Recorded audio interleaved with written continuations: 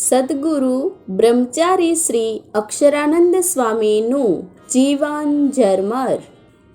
મંદિરોની સેવા અને નિર્બંધતા.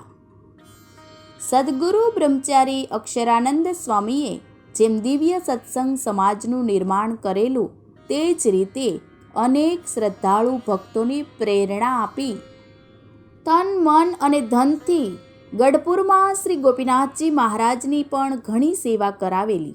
તેમજ તેઓ સંવંત 1967ના મહાસુદ પંચમીના રોજ ધર્માદો ઉઘરાવવા માટે મુંબઈ ગયેલા. ત્યારે તેમના મુક્તિ, શ્રીહરિ તથા સત્સંગની મહિમાસભર વાતો સાંભળી મુંબઈના અનેક ભક્તો મુગ્ધ બની ગયેલા. માત્ર થોડો સમય સ્વામીની વાતો સાંભળીને તેઓ એટલા બધા પ્રભાવિત થયા કે તેમના વચને જે કહે તે સેવા કરવા તત્પર થયા. પછી ત્યાંના વસંતજીભાઈ, કલ્યાણજીભાઈ, શેઠ શ્રી લવજીભાઈ, શેઠ શ્રી નરોત્તમદાસ વગેરે ત્યાંના અનેક હરિભક્તોએ બ્રહ્મચારીની પ્રેરણાથી શ્રી ગોપીનાથજી મહારાજના સોનાના સિંહાસન વગેરેની ઘણી સેવા કરેલી. તે જ રીતે મુંબઈના પરમ ભક્ત કરમશીભાઈના ધર્મપત્ની રત્નાબાઈએ તથા તેમના પુત્રી લક્ષ્મીબાઈએ સદ્ગુરુ બ્રહ્મચારી અક્ષરાનંદ સ્વામીની શુભ પ્રેરણાથી ગઢપુરમાં કૃષ્ણ બળદેવનું સુવર્ણનું સિંહાસન તૈયાર કરાવી આત્મકલ્યાણ પ્રાપ્ત કરેલું. ગામ મલાડના રહેવાસી શેઠ ડાયાલાલ ભાઈલાલભાઈ પણ બ્રહ્મચારીના પરમ સેવક હતા.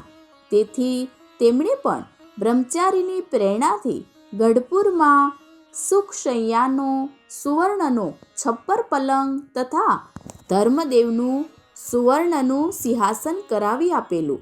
વળી તે ડાયાભાઈએ બ્રહ્મચારીની પ્રેરણાથી ગઢપુરમાં સત્સંગી જીવનની 108 પારાયણો દ્વારા પુરસ્વરણ મહોત્સવ કરેલો. તે મહોત્સવ તથા યજ્ઞમાં તેઓ શ્રીએ બ્રહ્મચારીના કહેવા મુજબ બીજા ધામોમાં દેવોની સેવા, બ્રહ્મભોજન, સાધુ સંતોને દક્ષિણા તથા વસ્ત્રદાન કરીને શ્રીજી મહારાજ, મોટા સંતો તથા બ્રહ્મચારીનો અત્યંત રાજીપો પ્રાપ્ત કરેલો. બ્રહ્મચારી શ્રીની ઉપદેશાત્મક વાણીથી પ્રભાવિત થયેલા સુરત, બોટાદ તેમજ અન્ય ગામોના હરિભક્તોએ પણ તેમની પ્રેરણાથી શ્રી ગોપીનાથજી મહારાજની તથા મંદિરની અનેક પ્રકારની સેવા કરેલી. તેમજ ભાવનગરના પટેલ ગિરધરભાઈ, જીણાભાઈએ બ્રહ્મચારીની પ્રેરણાથી ગઢપુરમાં 4 વિષ્ણુયાગ એક સાથે કરાવેલા તથા દરબારમાં સત્સંગી જીવનની પારાયણ કરાવીને શ્રી ગોપીનાથજી મહારાજની ઘણી સેવા કરેલી અને તે રીતે બ્રહ્મચારી શ્રીનો રાજીપો મેળવેલો. આમ સ્વામીના યોગમાં આવેલા અનેક ભક્તો બીજા નાના મોટા ભક્તોની મંદિરોની તથા દેવોની સેવા કરવામાં સદૈવ તત્પર રહેતા. સ્વામીએ દેશ દેશાંતરમાં ફરી એક નિષ્ઠાવાન સત્સંગ સમાજનું નિર્માણ કર્યું હતું. એ તેમની સૌથી મોટી સેવા છે. શ્રી હરિ વચનામૃત ગરડા મધ્યમ 47માં કહે છે કે જેમ પોતાની સેવા ગૃહસ્થ કરે છે અથવા ત્યાગી સેવા કરે છે, તેમ આપણા પણ હરિભક્તનું મહાત્મ્ય જાણવું જોઈએ.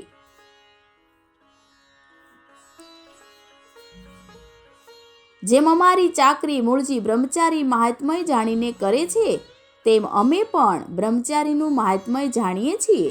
જેમ આપણી ગૃહસ્થ અન્નવસ્ત્રે કરીને ચાકરી કરે છે, તેમ આપણે પણ એમનું મહાત્મ્ય જ સમજીને એમની વાતચીતે કરીને ચાકરી કરવી.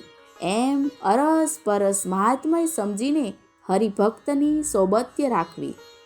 આ વાક્યને ધ્યાનમાં લઈ તેમણે હરિભક્તોની સાથે ખૂબ કથા વાર્તાથી તેમનું પોષણ કરવારૂપ સોબત રાખી હતી. તેથી શ્રીહરિ તેમના ઉપર અતિ પ્રસન્ન હતા અને શ્રીહરિનું અખંડ ધ્યાન ભજન કરતા. મહારાજની મૂર્તિ સાથે વૃત્તિઓ અતિશય જોડાયેલી રહેતી હતી, એટલે જ તે જેમ બોલે તેમ થતું.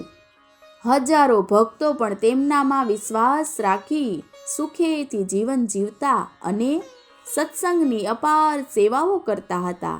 આમ તેમણે અનેક સેવાઓ કરી છે. તેમનું વર્ણન શબ્દમાં કરવું અશક્ય છે.